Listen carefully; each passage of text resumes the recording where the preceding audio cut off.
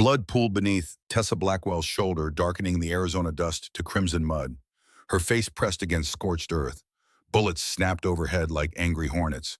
The taste of copper filled her mouth, but her voice remained steady. Tourniquet on Whitmore's femoral artery. Now.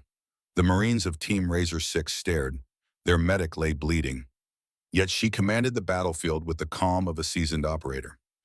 Hayes covering fire, 2 o'clock. Private First Class Landon Hayes hesitated, rifle halfway to his shoulder. Chief Shaw, get that Barrett and over here.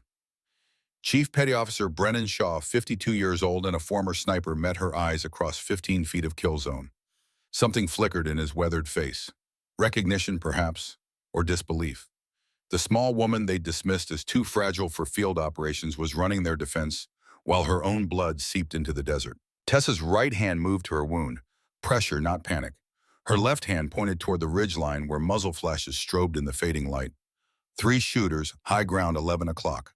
Suppressing fire in 543, the world erupted. 48 hours earlier, the infirmary at Forward Operating Base Desert Hawk smelled of antiseptic and sun-baked canvas. Tessa arranged medical supplies with mechanical precision. Tourniquets stacked by size. Combat gauze organized by expiration date. Morphine auto-injectors lined up like soldiers at attention. Her hands moved with practiced efficiency. Small hands, delicate fingers that belonged to a pianist, not a combat medic. 5 foot 3 inches tall, 118 pounds soaking wet. Brown hair pulled tight in a regulation bun that made her look even younger than 28. The Navy Corpsman insignia on her uniform seemed almost comical against her slight frame. Outside, the Marines of Recon Team Razor 6 prepared for convoy duty. Their voices carried through the thin walls. Command's sending the doc with us. Yeah, humanitarian supply run to the border station. She's gonna slow us down. Probably full first time we take contact. Tessa's hands never stopped moving. She'd heard it before. Every deployment. Every mission brief. The doubt hung in the air like desert heat. Her fingers touched a scar on her left forearm. Barely visible. Old enough to have faded to a thin white line. She pulled her sleeve down quickly. Gunnery Sergeant Dalton Huxley entered without knocking. 48 years old, 6'2", 220 pounds of muscle and experience. His uniform bore the creases of a man who'd spent 30 years in the Corps. Corpsman Blackwell, Tessa straightened. Gunny, you volunteered for the convoy. Yes, Gunny. Why? She met his eyes without flinching. The border station has no dedicated medical. If something happens, you'll be a liability. His tone wasn't cruel, just matter of fact. You've never been outside the wire. You don't know what it's like when the bullets start flying. I'm trained for field medicine, Gunny. Training is an experience. Silence stretched between them. Through the window, Marines loaded gear into Humvees. Big men, hard men, men who'd seen combat in Fallujah and Helmand and a dozen other places that left scars deeper than shrapnel. Huxley's jaw worked. Lost a medic once. Afghanistan? Kid froze up during a firefight. Cost us 2 good Marines while he panicked. I won't freeze Gunny. They all say that. He studied her face. Looking for something. Courage, maybe. Or foolishness. You sure about this? Yes, Gunny. He nodded once. Curt. Final. Wheels up at 0600. Bring your A-game, Doc. Because if you can't keep up, I'm leaving you in the truck. The door closed behind him. Tessa returned to organizing supplies. Her hands remained perfectly steady. Dawn broke over the desert like a forge fire. The convoy assembled in the motor pool. 3 Humvees, 14 Marines. 1 Navy corpsman who looked like a strong wind might blow her over. Corporal Wyatt Sterling leaned against the lead vehicle. 26 years old, blonde hair buzzed to stubble. The kind of swagger that came from surviving 3 deployments without a scratch. Hey, Doc. His grin held no malice. Just the casual condescension of a man who'd never seen a woman his size do anything impressive. You bring your blankie, might get scary out there. The other Marines chuckled. Not mean, just Marines being Marines. Tessa loaded her medical bag into the second Humvee. 35 pounds of equipment. She lifted it like it weighed nothing. I'm good, Corporal. You sure? Because when things get hot, you'll want me focused on keeping you alive. Not worried about your opinion of me. Sterling blinked. The grin faltered. Chief Petty Officer Brennan Shaw watched from beside the third Humvee. 52 years old, hair gone silver at the temples. Eyes that had seen too much and forgotten nothing. 28 years in the Navy. 15 as a SEAL sniper before age, and arthritis forced him to recon support roles. He noticed things others missed. The way Tessa lifted the medical bag. Weight distribution, perfect. No wasted motion. The way she scanned the motor pool before entering. Counting exits, measuring angles. The way her fingers touched her rifle just once, checking the chamber with muscle memory that belonged to someone who'd done it 10,000 times. Shaw said nothing, but his eyes narrowed. Private First Class Landon Hayes stumbled during final equipment check. Young, 22, fresh-faced and eager. This was his second deployment, his first convoy outside the wire. He caught himself on the Humvee's fender, blinked hard. Tessa noticed immediately. Hayes, ma'am, how much water have you had this morning? A canteen, maybe. She crossed to him in 3 strides. Her hand touched his neck, checking pulse, checking skin temperature. How do you feel? Fine, ma'am. Just tired. Dizzy little bit? Nauseous? Hayes hesitated. Maybe. Tessa's eyes swept his face, pale, slight tremor in his hands, pupils slightly dilated despite the shade. Gunny, her voice carried across the motor pool without being loud. Huxley looked up from the map brief. What? Request to run blood work on Hayes before deployment. Sterling laughed. Jesus, Doc, it's just Arizona heat. Kid's fine. He's not fine. Tessa kept her eyes on Huxley. Early stage heat exhaustion. Possibly worse. It's 0600. Sun's barely up. He's been loading gear for 2 hours in body armor. Tessa didn't blink. I need 15 minutes in a field test kit. Huxley's face hardened. The team waited. A combat deployment delayed because the new medic wanted to run tests on a Marine who just looked a little tired. We're on a schedule, Corpsman. Gunny, if I'm wrong, you can leave me on base. But if I'm right and he deploys, he'll collapse before we hit the border. The silence stretched. Sterling shook his head. This is bullshit. But Shaw spoke for the first time that morning. Let her check Gunny. Huxley's eyes moved between his senior NCO and the tiny medic, who stood her ground like she outranked them all. 15 minutes. Clock's running. Tessa worked in the back of the medical tent. Hayes sat on an exam table while she drew blood. Her hands moved with clinical precision. No hesitation, no wasted motion. The field test kit was basic, limited capabilities, but enough.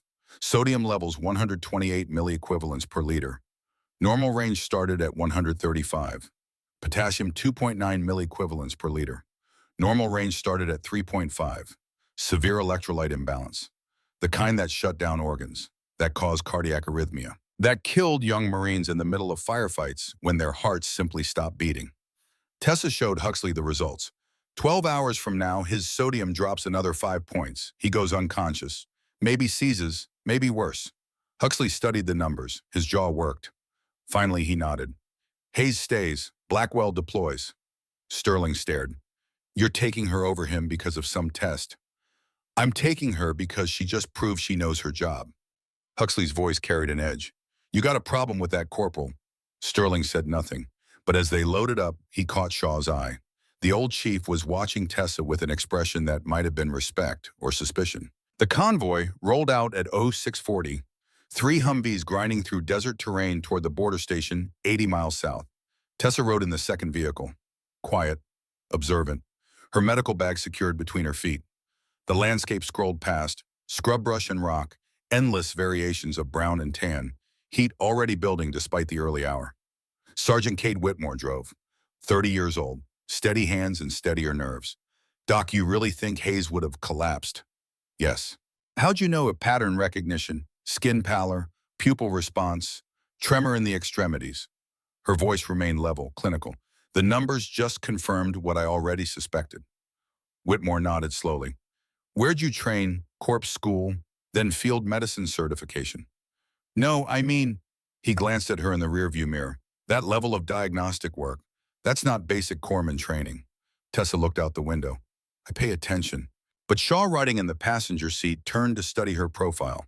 Something in her answer didn't quite fit, like a puzzle piece forced into the wrong space. The convoy pushed deeper into the wasteland. Raven Canyon appeared on the horizon at 1100 hours. A natural corridor carved by ancient rivers through sedimentary rock. Walls rising 60 feet on either side. The only passable route for 20 miles in any direction. Tessa straightened as they approached. Her eyes tracked the terrain with systematic precision. Left wall, right wall, high ground, low ground, sight lines, cover, concealment. Her breathing changed, deeper, slower. The breathing of someone calculating angles and distances. Classic L-shaped ambush geography.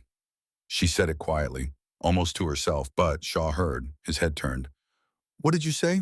Tessa blinked, as if waking from a trance. Nothing, Chief. You said L-shaped ambush. Did I? She looked genuinely surprised. Just observant, I guess. Observant. Shaw's voice held no inflection, but his eyes never left her face. You studied tactical doctrine in your spare time, Corman. I read. What do you read? Before she could answer, Huxley's voice crackled over the radio. All units maintain spacing through the canyon. Stay alert. The convoy slowed, Humvees maintaining 50-meter intervals. Standard procedure for potential kill zones. Tessa's right hand moved to her medical bag. Her left hand touched the door handle. Checking, making sure it opened freely. Muscle memory, automatic, unconscious. Shaw noticed, but said nothing. The canyon walls rose around them, shadow and stone. The temperature dropped 10 degrees in the shade. The wind died, everything became still. Too still. Tessa's head came up, like a deer scenting wolves. Chief, the world exploded. Muzzle flashes erupted from the canyon rim. Automatic weapons fire stitched the dirt. Rounds pinged off armor plating. The windshield of the lead Humvee spiderwebbed. Huxley's voice roared over the radio. Contact left! Contact left! The convoy stopped. Marines bailed out. Training took over. Cover. Return fire. Establish defensive positions. Tessa's door opened. She rolled out low, grabbed her medical bag, scanned for casualties. Lance Corporal Mitchell Vaughn went down. Hit in the shoulder, he screamed, high-pitched, terrified. Corporal Jackson Reed took rounds across his chest plate. The impacts knocked him flat. Wind gone. Ribs probably cracked, but alive. Tessa moved, not running, flowing, like water finding the path of least resistance. She crossed 15 feet of open ground while bullets chewed the earth around her. Every step placed with purpose. Never silhouetted, never exposed longer than necessary. She reached Vaughn, dragged him behind the Humvee. 118 pounds of woman hauling 190 pounds of Marine in gear. Her hands found the wound. Shoulder. Clean through. No arterial damage. Painful but not life-threatening. You're okay. You're okay. Breathe. Her voice cut through his panic. Calm. Authoritative. The voice of someone who'd done this before. She packed the wound, applied pressure, wrapped field dressing. Never stopping, never hesitating. Sterling crouched behind the engine block, stared at her. Doc, get down. You're exposed. Tessa didn't look up, didn't flinch when rounds sparked off metal 3 feet from her head. I'm working. You're gonna get killed. Then cover me better, Corporal.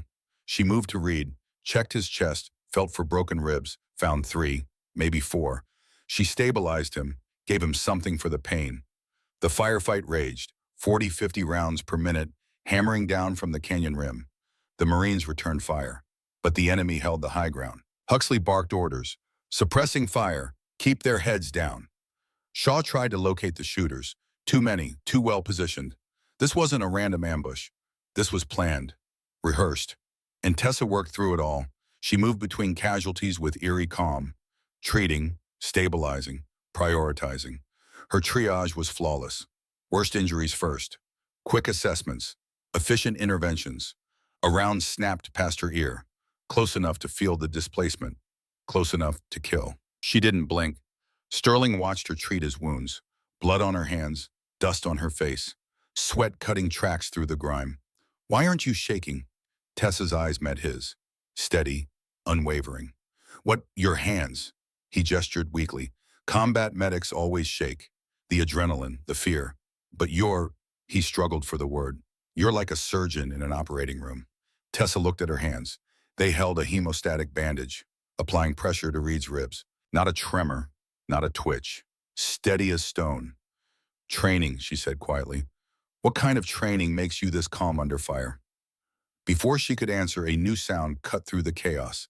The distinctive crack of a precision rifle. Chief Shaw, attempting to counter-snipe, grunted.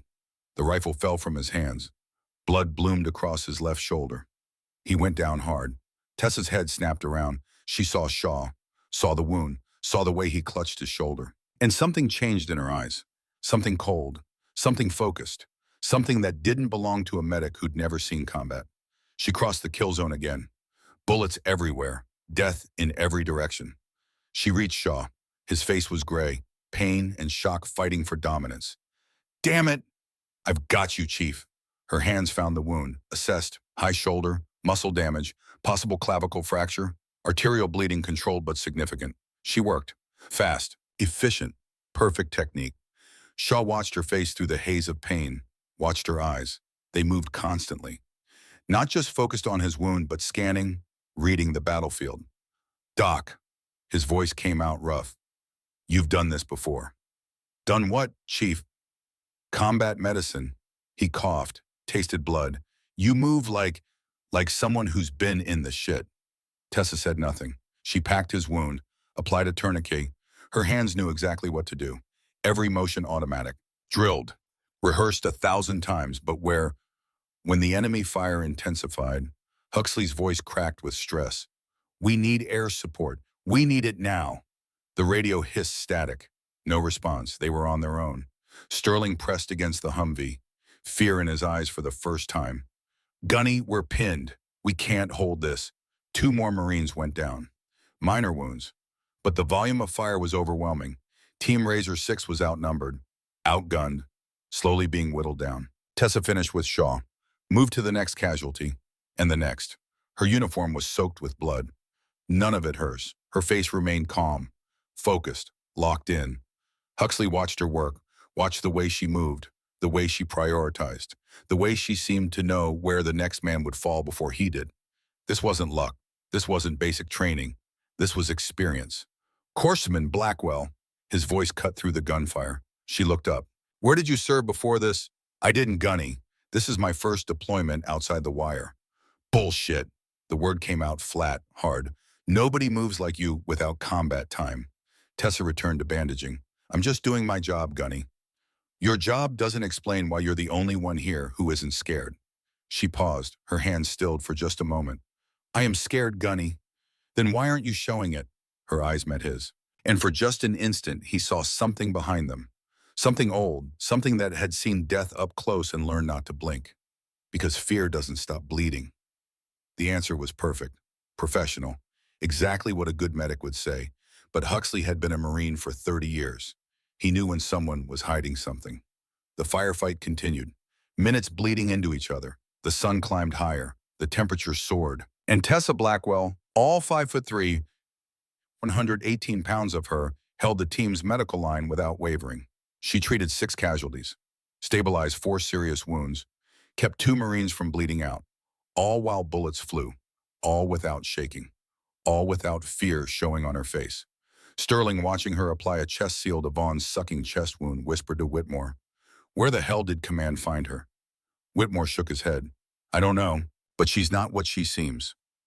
What do you mean? I mean, Whitmore gestured at Tessa. Look at her, really look. Sterling did. He saw a small woman covered in blood, hands moving with surgical precision, eyes scanning constantly, breathing controlled. Heart rate probably 60 beats per minute while everyone else was pushing 120. He saw someone who belonged on this battlefield in a way that made no sense. She's done this before, Whitmore said quietly. Somehow, somewhere. She's been in the shit. But her file says, I don't care what her file says. Whitmore checked his ammo. Files can be wrong or incomplete or scrubbed. The implication hung in the air. Shaw, conscious but weak, met Tessa's eyes as she checked his dressing. Who are you really? His voice was barely a whisper. Tessa's jaw tightened. I'm a Navy corpsman, Chief. That's all. That's all, he coughed. Corpsmen don't move like you, don't work like you, don't... He struggled for breath. Don't have eyes like yours. What do my eyes look like, Chief? Shaw studied her face. Really studied it, looking past the youth, past the slight frame, past the medic insignia on her uniform. Old, he said finally. Your eyes look old. Tessa said nothing. She finished checking his bandage, gave him morphine for the pain, and when she thought no one was watching her, right hand touched her left forearm. That scar again, hidden beneath her sleeve. A reminder of something. Someone. Some other life. But then the moment passed. She was just the medic again, small, efficient, unshakable. The team held their position, waited for the enemy's next move, and wondered who exactly they'd brought into the desert with them. The sun climbed toward noon. The canyon walls threw harsh shadows. And in those shadows, something shifted. Something that would force Tessa Blackwell to reveal exactly what those old eyes had seen. And exactly whose daughter she really was. The enemy sniper fired again. This time the round punched through the Humvee's side mirror and 6 inches from Huxley's head. Glass exploded. Metal shrieked. The gunnery sergeant dropped flat. "Where the hell is that coming from?" Shaw, propped against the wheel well with his wounded shoulder, tried to focus through the pain. His eyes tracked the canyon rim, searching for the telltale glint. The muzzle flash, anything. East Ridge, maybe 600 meters, elevated position behind that rock formation. "Can you take him?" Shaw reached for his rifle. His left arm wouldn't cooperate. The shoulder wound had robbed him of stability. He tried anyway, raised the weapon, sighted. His hands shook. The shot went wide. Return fire came immediately. The round caught Shaw's rifle stock, splintered it. The weapon clattered from his hands. "Damn it!" Shaw pressed back against the Humvee. Blood seeped through his bandage. I can't hold steady." Another Marine screamed. Corporal Reed took a round through the thigh. He went down hard. Femoral artery, the worst possible wound. Tessa moved instantly, crossed the open ground. Bullets kicked up dust around her boots. She reached Reed. Her hands found the wound. Blood pulsed between her fingers. Bright red. Arterial. "It's tourniquet now." Sterling slid one across the dirt. Tessa caught it, applied it high and tight, cranked the windlass. The bleeding slowed, stopped. Reed's eyes rolled back. Shock setting in. "Stay with me, Corporal. Stay with me." But even as she worked, another shot rang out. This one hit Whitmore's radio, destroyed it. Sparks and plastic shrapnel. The enemy sniper owned the battlefield, picking targets, methodical, patient, professional. Huxley pressed himself against cover. His voice carried equal parts rage and desperation. "Somebody take that shooter down." The Marines tried, fired at the ridge. Hundreds of rounds. But the distance was too great. Their carbines lacked the precision. The enemy sniper remained untouched. Untouchable. Shaw's M40 rifle lay in the dirt, abandoned, useless without a shooter who could hold it steady. Tessa finished stabilizing Reed. Her hands were slick with blood. She wiped them on her pants, looked at the rifle. Just looked. 5 seconds. 10 seconds. 20. Her chest rose and fell. Controlled breathing. 4 seconds in. 7 hold. 8 out. The breathing pattern of a marksman. Shaw noticed. Even through his pain, he noticed. "Doc." His voice came out rough. "Can you shoot?" Tessa's eyes remained fixed on the rifle. "I'm a medic, Chief." "I know what you are. I'm asking what you can do." Another round hit close. Too close. Showering them with rock fragments. Huxley's voice cracked. "We need that sniper down. We need it now or we're all dead." Tessa's hands trembled, just slightly. The first time they'd shown any uncertainty all day. A memory flashed. Unbidden. Unwelcome. Her father's voice, clear as if he stood beside her. "Promise me, Tess. Never again. Your mother can't lose you too." She'd made that promise 8 years ago, standing over his grave, holding her mother's hand, swearing she'd never pick up a weapon again, never become what he'd trained her to be. Shaw watched her face, saw the internal war. "Doc, if you can make that shot." "I promised." The words came out barely audible. "I promised I wouldn't." "Promised who?" "My mother." Another scream, another casualty. The enemy sniper was systematically destroying them. Tessa looked at Shaw, at Reed bleeding out despite the tourniquet, at Sterling and Whitmore and Vaughn and all the others. Young men, scared men, dying men. Her hands stopped trembling. She reached for the rifle. The M40 felt exactly as she remembered. 11 pounds, 43 inches long. The weight distributed perfectly. The balance precise. Her fingers found their positions automatically. Left hand supporting the foreend, right hand on the pistol grip, thumb resting along the receiver. Muscle memory 8 years dormant, but memory nonetheless. She brought the rifle to her shoulder, settled into a kneeling position. Her cheek found the stock, her eye aligned with the scope. The world narrowed. Everything fell away except the target and the bullet's path between them. Shaw watched her body language change. The slight slouch disappeared. Her spine straightened, her shoulders squared. This wasn't a medic pretending to shoot. This was something else entirely. Sterling noticed too. Jesus, look at her stance. Huxley said nothing, but his eyes widened. Tessa's breathing slowed. 4 inches, 7 hold, 8 out. Her heart rate dropped. 80 beats per minute, 70, 60. She found the target through the scope, 680 meters. Elevated position. Wind from the east at maybe 8 miles per hour. Temperature rising, mirage starting to build. Her father's lessons echoed. Read the wind, Tessie. Feel it. Don't guess. Elevation matters. Always add for uphill shots. Squeeze, never pull. Let the shot surprise you. Her finger touched the trigger. 2 pounds of pressure. 3. The rifle bucked. The shot echoed across the canyon, high and right. The round sparked off rock 3 feet above the enemy sniper's position. A miss. Sterling exhaled sharply. See, she can't. Quiet. Shaw's voice cut like a blade. Because Tessa hadn't moved, hadn't flinched, hadn't shown any frustration or surprise. She worked the bolt. Smooth. Practiced. The spent casing ejected. A fresh round chambered. Her breathing never changed. 4 in, 7 hold, 8 out. She adjusted. 1 click left on the windage, 2 clicks down on the elevation. Her eye returned to the scope. The enemy sniper shifted position, probably unnerved by the near miss. He exposed himself. Just for a second. Just enough. Tessa's finger squeezed. The rifle spoke. 680 meters away, the enemy sniper's head snapped back. He dropped like a puppet with cut strings. Gone. Finished.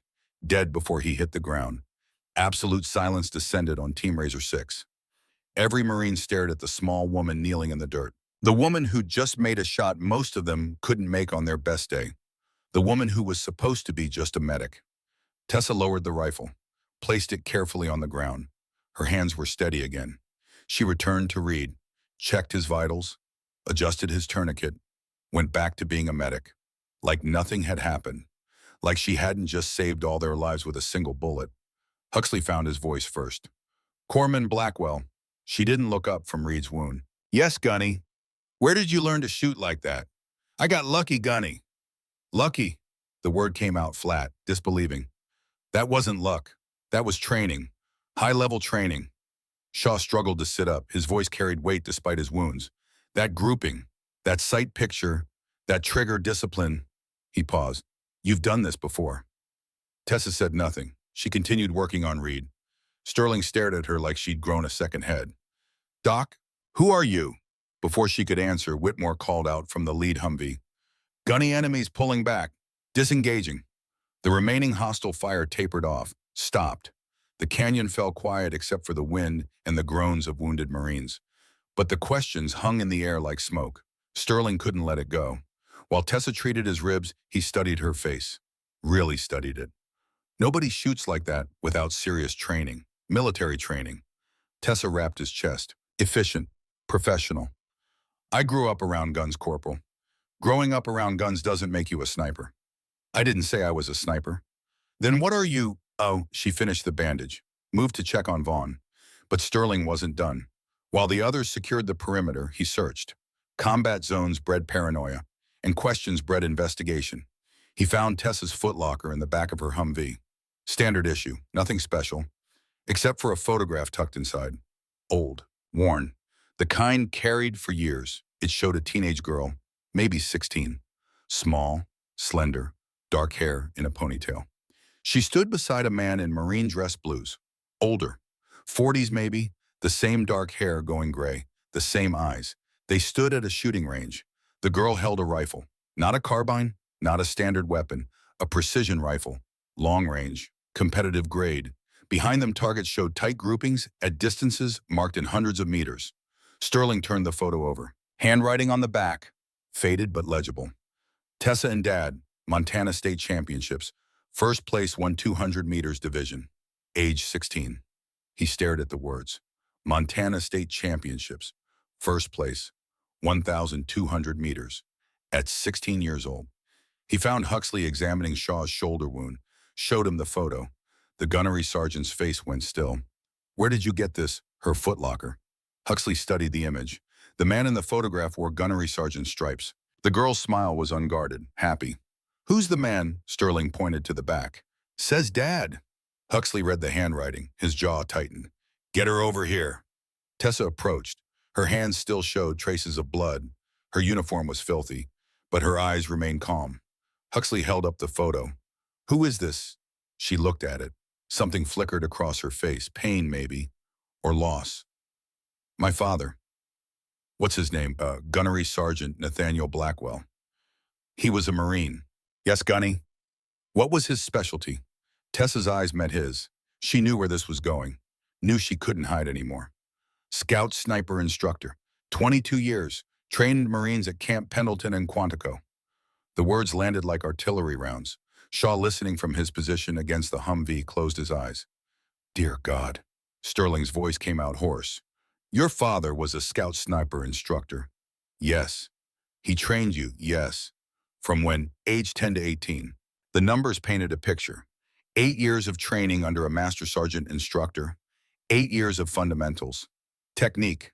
Discipline. 8 years building skills that most Marines never achieved in their entire careers. Huxley's voice dropped low. Dangerous. Why isn't this in your file? Because I never joined as a shooter. I joined as a medic. Why Barcelona? Because my father died 8 years ago, and I promised my mother I'd never pick up a weapon again. The canyon wind picked up. Dust devils spun across the desert floor. Shaw spoke quietly. What happened to him? Tessa was silent for a long moment. When she spoke, her voice carried weight that had nothing to do with volume. Training accident, rappelling exercise at Pendleton, equipment failure. He fell 70 feet. She paused. I was there. I watched him fall. Watched him die before the medics could reach him. Sterling looked away, uncomfortable with the raw emotion in her words. But Huxley pressed forward. And your mother made you promise. At his funeral, standing at his grave, she made me swear I'd never follow his path, never become a sniper, never risk dying the same way. So you joined the medical corps. I wanted to save lives, not take them. Tessa's hands clenched slightly. I wanted to be the person who kept other mothers' children alive. But you kept the skills. No, Gunny, I abandoned them. I haven't fired a weapon in 8 years, until today. At 8 years, Shaw's voice carried disbelief. You made that shot after 8 years without practice. My father trained me well. That's not training, that's... Shaw struggled for the word. That's genetic, natural ability. Tessa shook her head. It was just a shot, Chief. Just a shot. Huxley's tone remained flat. 680 meters, moving target, wind, elevation change. And you made it on your second try after not shooting for 8 years.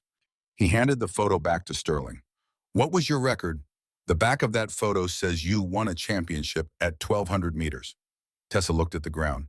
Gunny, answer the question, Corman.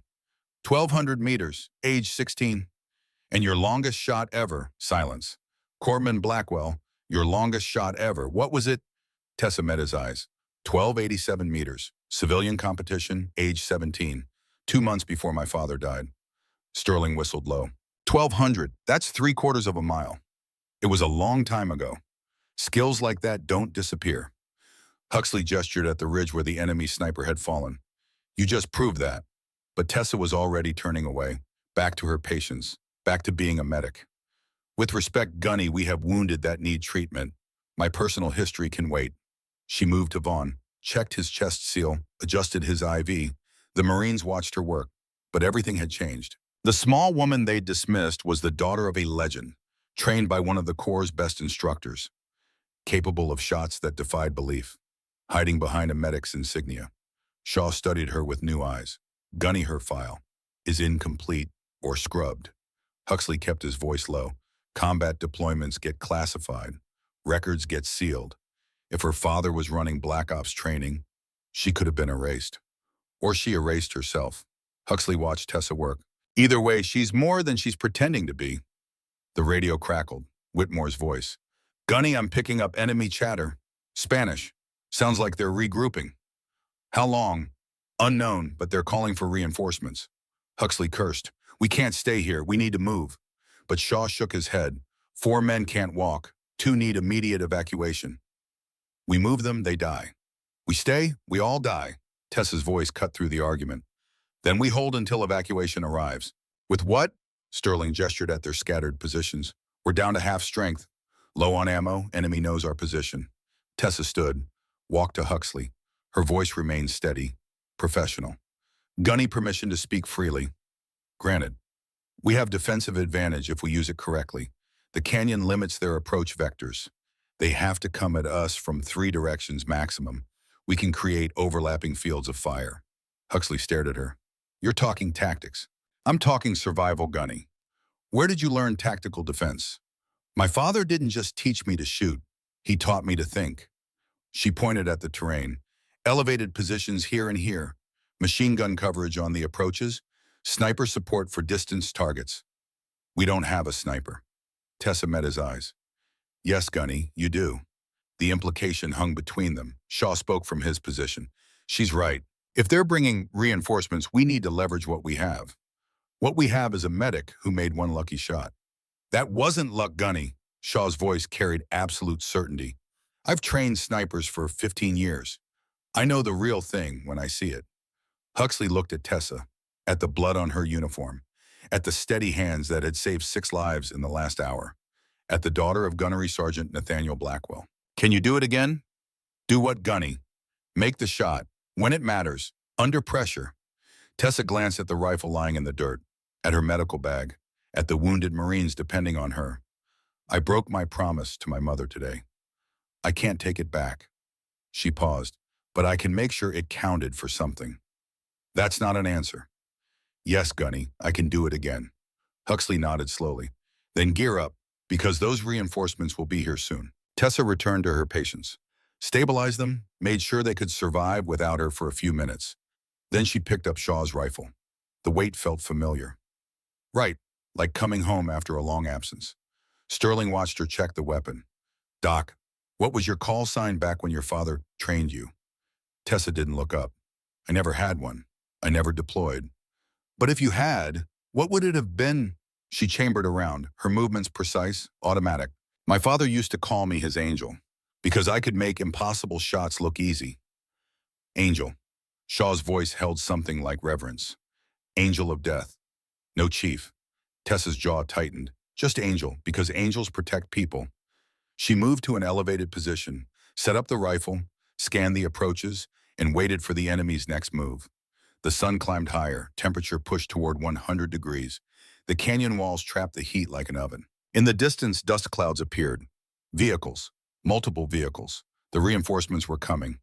Huxley positioned his remaining Marines, created the defensive layout Tessa had described. It was solid, professional, the kind of setup that came from real tactical knowledge. He keyed his radio. All units conserve ammo, fire discipline, wait for my command. The vehicles grew closer, 4 trucks, maybe 30 hostiles, 3-to-1 odds.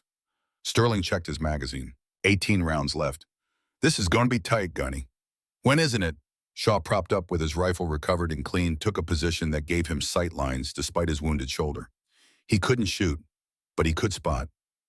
Doc, Tessa, what's the wind reading?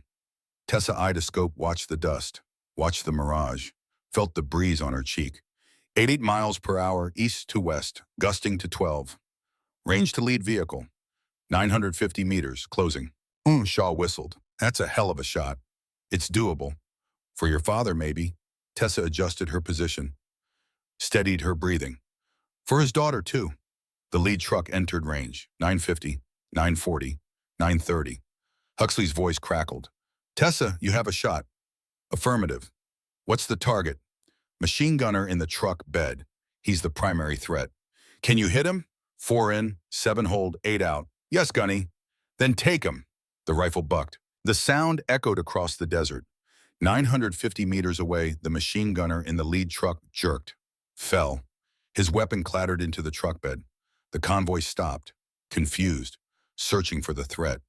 Tessa worked the bolt, chambered another round. Target eliminated, Gunny. Sterling stared. She made that shot. 950 meters. Shaw nodded slowly. Told you. Real thing. The enemy truck spread out, taking defensive positions. They'd learned, adapted. But Tessa tracked them all. Gunny second truck. Drivers exposed. Take it. She did. 890 meters. Through the windshield. Clean. The truck swerved, crashed into a boulder, stopped. The enemy realized they were facing a precision shooter. They changed tactics, dismounted, spread into skirmish lines. Professional, organized. This wasn't random militia. This was trained opposition. Huxley saw it too. These guys know what they're doing. Cartel enforcers. Shaw's voice carried certainty. Military training, American equipment. Wonderful. The enemy advanced, using cover, bounding by teams, classic infantry movement, and Tessa picked them apart. One shot, one kill. Methodical, patient, precise. Each bullet found its target. Each target dropped. No wasted rounds, no hasty shots, no mistakes. Her father's training manifested in every trigger squeeze. The enemy tried to suppress her, poured fire at her position. But she'd chosen well. Good cover, multiple withdrawal routes, professional setup. She fired, moved, fired again from a new position. The dance of a skilled sniper. Sterling, watching from his position, shook his head in disbelief. How many is that? Shaw counted. 7, no 8. In how long? 4 minutes. Jesus Christ. The enemy advance stalled, pinned by a single shooter they couldn't locate, couldn't suppress, couldn't kill.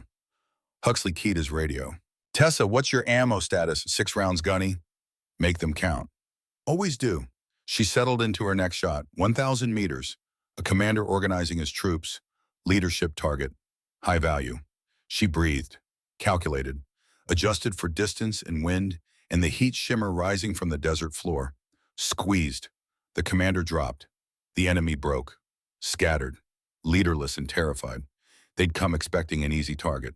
Wounded Marines, low ammo, poor position. Instead, they'd found a ghost, an angel, something that killed from distances they couldn't comprehend.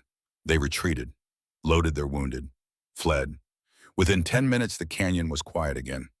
Tessa lowered the rifle. Her hands shook slightly now, adrenaline finally catching up. She'd kept her promise to her mother for 8 years, then broken it in the span of an afternoon. Shaw called out, "Clear! They're running!"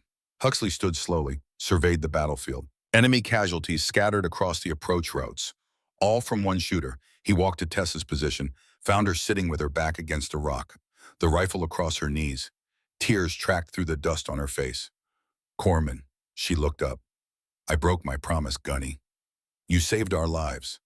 "I know," her voice cracked, "but I promised her. I promised I'd never." "Your mother made you promise because she loved you, because she didn't want to lose you." Huxley crouched beside her. "But would she rather you kept your promise and watched good men die?" Tessa said nothing. "Your father trained you for a reason, not to make you a killer, to make you a protector." "I don't feel like a protector."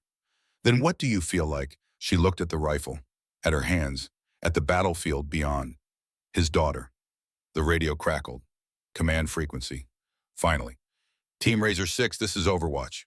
We have your position, evac inbound. Add to 30 minutes. Huxley keyed the mic. "Copy Overwatch. Standing by." He looked at Tessa. "When we get back, you're going to have questions to answer." "I know. Command will want to know why someone with your skills is hiding as a medic. What will you tell them?" Huxley studied her face, saw the pain, the guilt, the weight of broken promises and dead enemies. "The truth, that you're the best damn combat medic I've ever seen. And when it mattered most, you proved you're something more." "What am I, Gunny?" He stood, extended his hand, helped her to her feet. "You're both corpsman, healer, and protector. Your father's daughter in every way." Tessa wiped her eyes, straightened her uniform. Then she picked up her medical bag, returned to treating the wounded, because that's what medics did.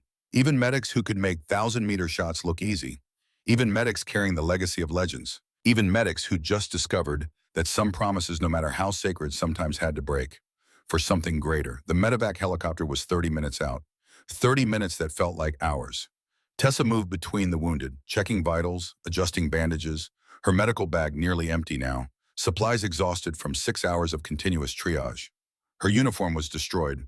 Blood, none of it hers, had dried into dark patches across her chest and sleeves. Dust caked her face. Sweat cut tracks through the grime. But her patients were stable. All of them. Against impossible odds. Sterling sat propped against the Humvee wheel, his ribs wrapped tight, pain etched across his face but alive. Breathing. He watched Tessa work on Vaughn's chest seal. "Doc." She didn't look up. "Your dressing needs changing in 20 minutes, Corporal." "I know." He paused, swallowed hard. "I need to say something." "You don't—" "Yeah, I do." His voice carried weight she'd never heard before. "I was wrong about you.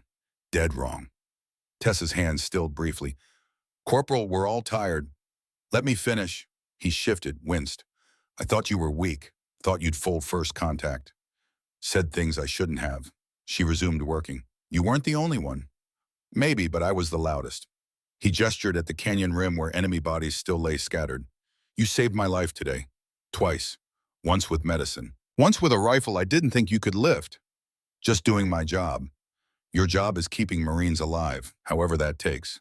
He met her eyes. Thank you, Doc, for everything. Before she could respond, Whitmore's voice shattered the afternoon quiet.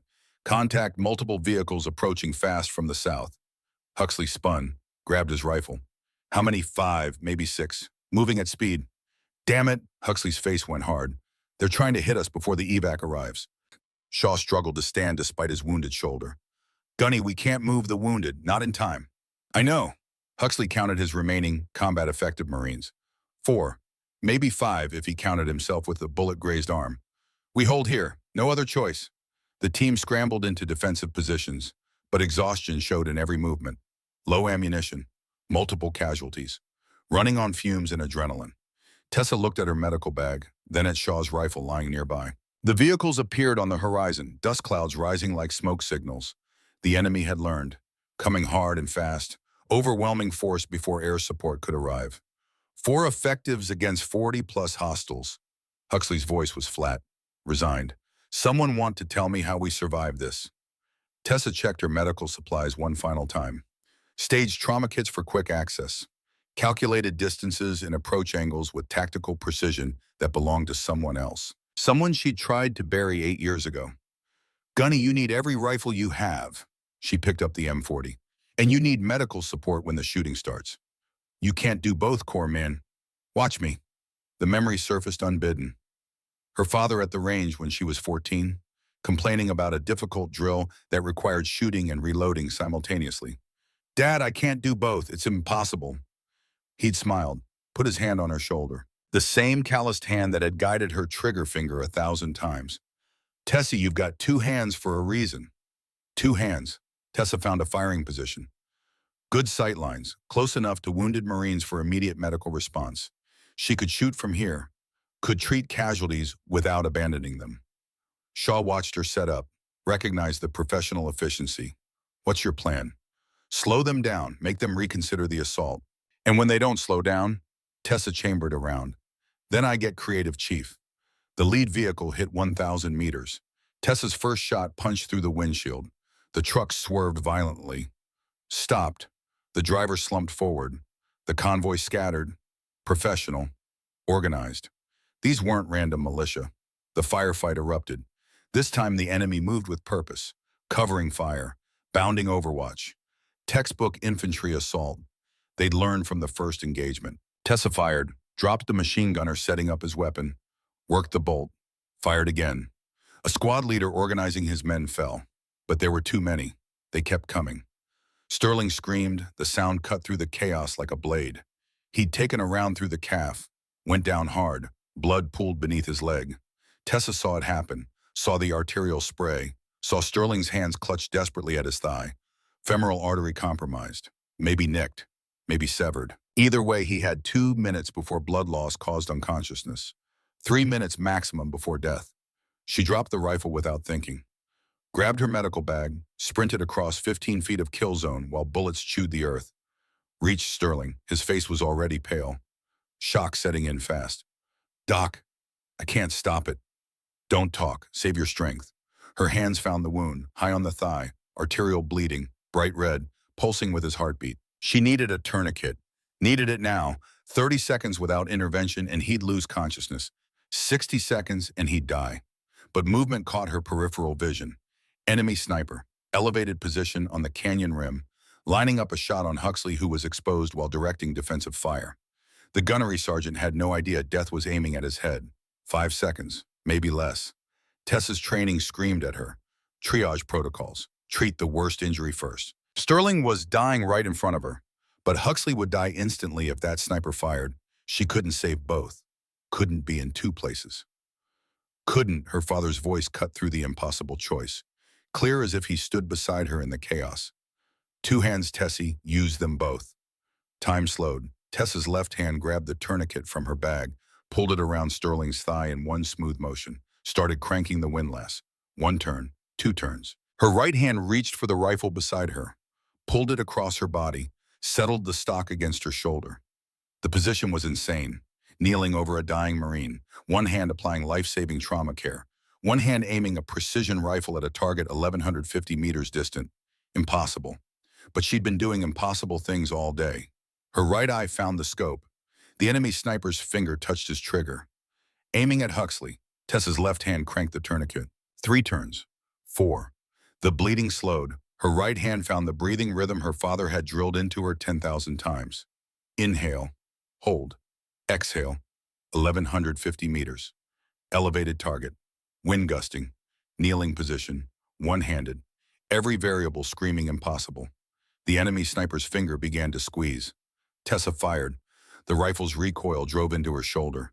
The sound echoed across the canyon. 1,150 meters away, the enemy sniper's head snapped back. He dropped like a stone, dead before his finger completed the trigger pull. Huxley never knew death had been aiming at him. Tessa's left hand gave the tourniquet 2 final cranks. The bleeding stopped completely. Sterling would live. She lowered the rifle. Both hands returned to her patient, checking distal pulse, checking skin color, verifying the tourniquet held. Sterling stared up at her, his face white with shock and blood loss, but his eyes were wide with something beyond pain. Disbelief. Did you just, while treating me, you shot? Quiet, Corporal. Conserve your oxygen. Shaw had seen everything. From 30 feet away, he'd watched the entire sequence with a sniper's trained eye. His voice came out barely above a whisper. Sweet Jesus. She just made an 1150 shot one-handed while performing trauma medicine. Whitmore looked over from his position. What? She used both hands simultaneously, treated Sterling with the left, killed that sniper with the right. Shaw shook his head slowly. His weathered face showed something like awe. I've trained shooters for 15 years. Never seen anything remotely close to that. The enemy advance faltered. They'd lost their leadership, their best shooters, their tactical advantage.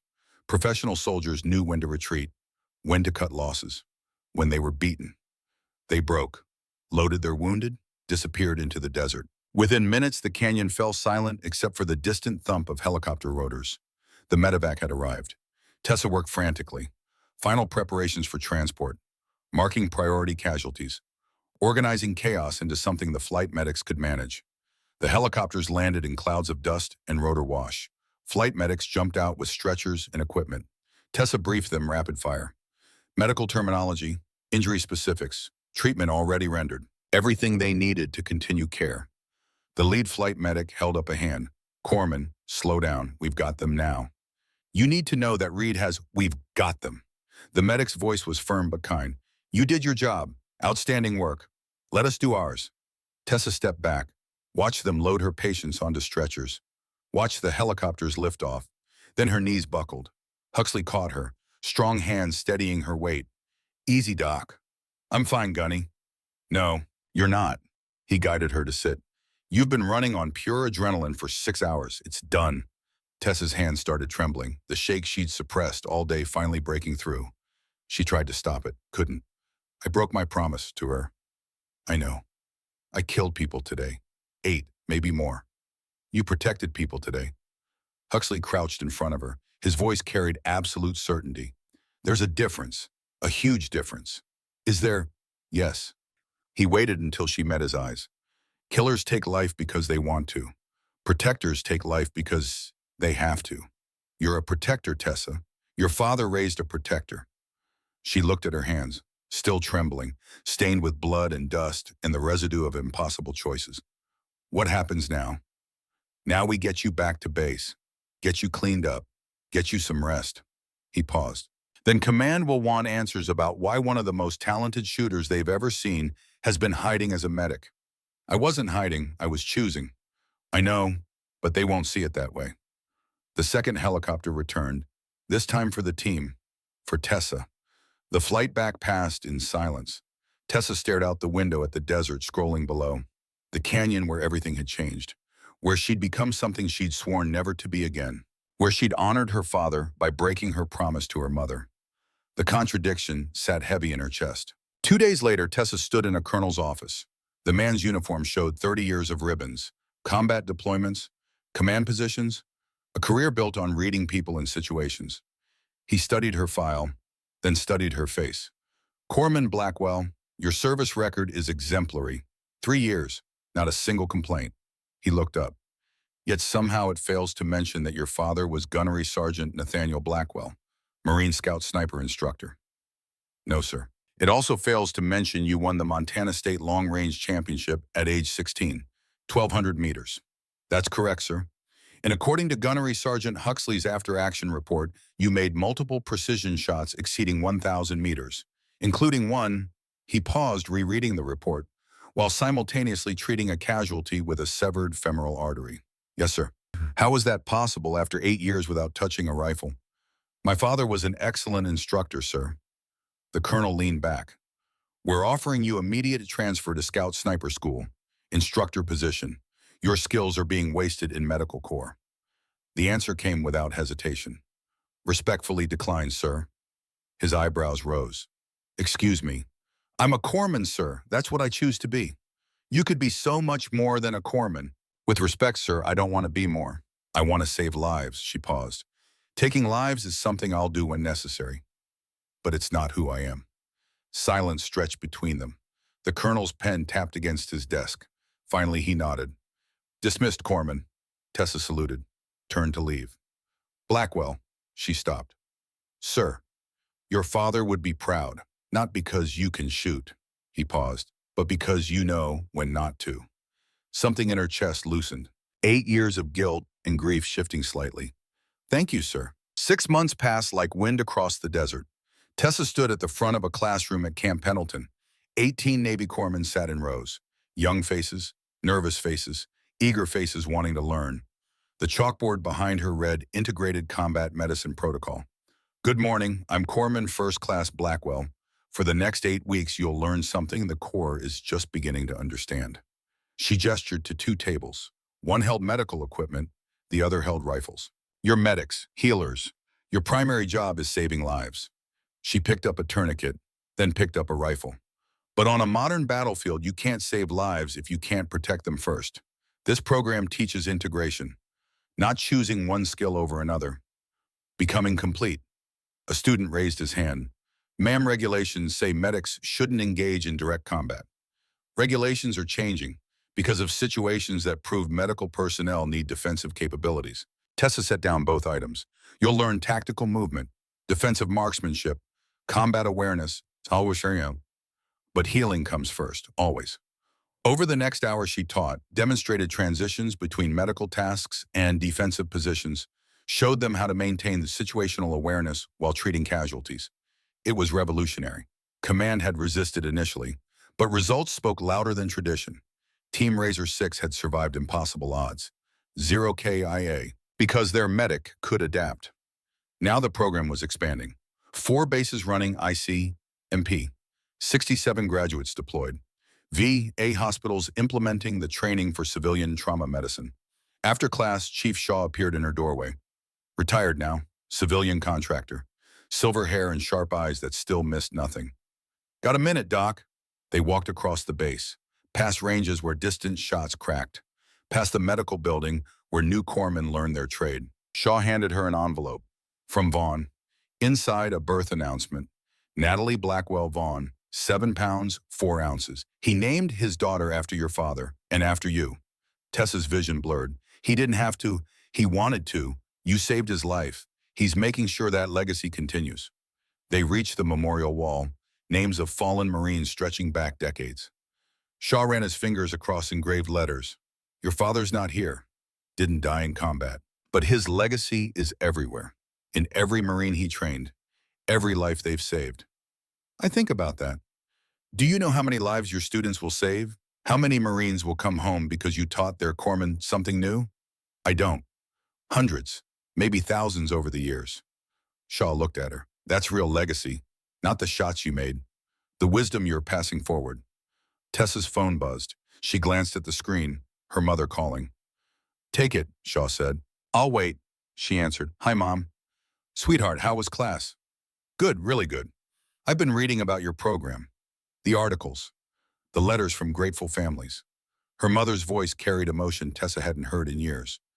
Your father would be so incredibly proud. Tessa's throat tightened. You think so? I know so, and Tessa, I need to tell you something I should have said 6 months ago. Mom, let me finish. Your father's last words to me weren't about shooting or the Marines or any of that. He said, make sure she protects people. That's what matters. A pause.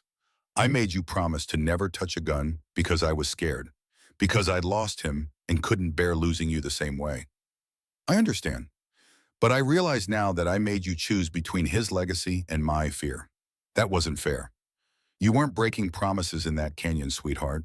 You were honoring them, both of them. Yeah, tears slid down Tessa's cheeks. I love you, Mom. I love you too, and I'm so proud of who you've become. They talked for 10 more minutes. Small things, family news, healing after 8 years of grief. When Tessa hung up, Shaw was examining his old spotter scope, the one he'd given her 6 months ago. She make peace with it. Yeah, finally. Good. He handed her the scope. This belongs with you. Legacy passing forward. Your father to you, you to the next generation. I can't take this, Chief. You already did 6 months ago. He smiled. I'm just reminding you to use it. Footsteps approached. Sterling appeared, walking without a limp now, healed. In his hands, a framed piece of fabric. Doc, the team wanted you to have this. A custom unit patch. Team Razor 6's insignia modified with a medical cross and crosshairs overlaid. Text along the bottom read, Razor 6 Actual. You're official now, always were, but now it's on paper. Tessa took the patch. I don't know what to say. Don't say anything. Just keep being exactly who you are. That evening, alone in her office, Tessa arranged her desk. On the left, her father's photograph in marine dress blues, taken a month before he died. Pride in his eyes, the same dark eyes she saw in the mirror. On the right, her first ACMP, graduating class. 18 corpsmen standing proud. Rifles and medical bags both visible. Students becoming teachers. Between the photos, Shaw's spotter scope, the Razor 6 patch, her mother's letter. Symbols of a legacy she'd spent 8 years running from and 6 months learning to embrace. A young corpsman knocked, fresh to the program, nervous. Ma'am, question about tomorrow's tactical medicine drill. Come in, Hayes. He entered, saw the photographs, the equipment. Ma'am, is it true what they say about the canyon? What did they say? One, that you made an impossible shot while saving a Marine's life, all at once. Tessa looked at him, saw herself 8 years ago, young, uncertain, carrying weight that didn't belong to her. What's important, Hayes, isn't the shot. It's that good Marines went home to their families.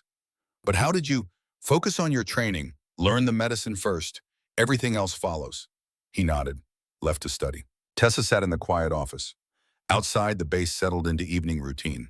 Flags lowered, taps playing across the parade ground. She pulled out her training binder. Tomorrow's lesson covered simultaneous tasking. Medical intervention during active engagement. The hardest skill to teach because it required absolute trust in your training. The skill that had saved Team Razor 6. The skill she'd learned from her father and perfected in a canyon while breaking one promise to keep a greater one. She worked until midnight, planning, preparing, making sure the next generation understood. Before leaving, she looked at her father's photo one final time, touched the glass gently. I understand now, Dad, what you were trying to teach me all those years. She picked up her gear, medical bag in one hand, training materials in the other. Tomorrow would bring new students, new challenges, new opportunities to prove that healing and protecting weren't opposites, but partners. And Tessa Blackwell, daughter of Gunnery Sergeant Nathaniel Blackwell, would spend the rest of her career proving exactly that. One student at a time, one life at a time. The legacy continuing, not in shots fired or records broken, but in lives saved and wisdom passed forward, the way her father had always intended.